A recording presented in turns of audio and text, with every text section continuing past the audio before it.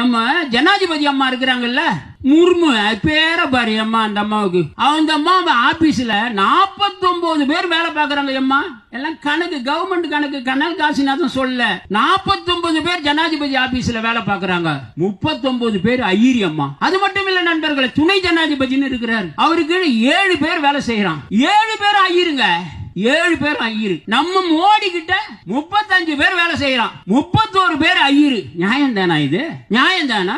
31 பேர் ஐயரு. நம்ம மட்டும் இல்லனுங்க, ஆமா கேபினட் செக்ரட்டரின்னு சொல்லி 20 பேர் வேலை செய்யறான். அதுல 17 பேர் ஐயருங்க.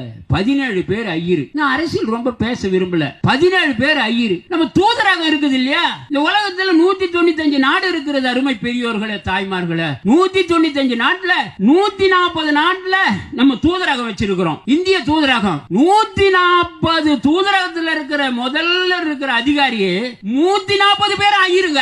என்னடா அண்ணாமலை என்ன மயிரா புடுங்குற நீ? அண்ணன் பெரியவங்க என்ன தப்பா நினைச்சு கூடாது. என் வயசுக்கு நான் என்ன உன கேட்கலாம், தொடப்ப கட்டிய என்னடா பண்றீங்க கேளுங்க. 140 பேரும். ஆமா, சுப்ரீம் கோர்ட் ஜட்ஜி எத்தனை பேர் தெரியுமா?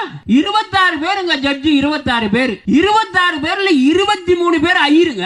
23 பேர் ஐயரு. நம்ம ஹைகோர்ட் ஜட்ஜிங்க 330 பேர் இருக்கிறான். 330 பேர் 306 பேர் ஐயருங்க. என்ன நியாயம் இது? எல்லா பல்கலைக்கழகம் இருக்குது இல்லையா, மத்திய பல்கலைக்கழகம் 108 பேர் இருக்கிற 108 பல்கலைக்கழகம் இருக்குது. அதுல 108 பேர்ல 100 பேர் ஐயருங்க. நம்ம ஐஏஎஸ் பட்ச வேட்பாளர் ஐஏஎஸ் தான் பட்சிக்கிறார். இந்த ஐஏஎஸ் எவ்வளவு தெரியுமா? இந்தியாவுல 3600 பேர் ஐஏஎஸ் இவர் இருந்த காலத்துல, நம்ம வேட்பாளர் இருந்த காலத்துல 3600 பேர்ல 2750 பேர் ஐயருங்க. விளங்கமா இந்த நாடு? இவன் சொல்றான் டிஜிட்டல் இந்தியான்றான். கரமாந்திர எனக்கு இன்னிய வரைக்கும் என்னன்னு தெரியல அந்த டிஜிட்டல்